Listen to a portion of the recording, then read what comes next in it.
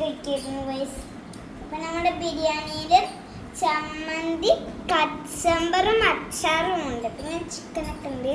പിന്നെ ബിരിയാണി ഇത്ര ഉള്ളൂ, പക്ഷെ കുറേ ഉണ്ട്. പിന്നെ നമുക്ക് ഒന്ന് കഴിച്ചു നോക്കാം എങ്ങനെയുണ്ട്, നമുക്ക് ടേസ്റ്റ് നോക്കാം.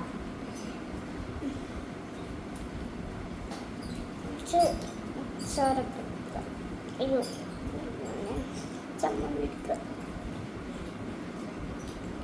നമുക്ക്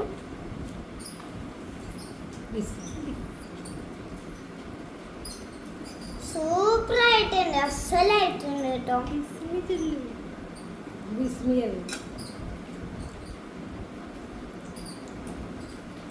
ബിസ്മില്ലാഹിർറഹ്മാനിർറഹീം.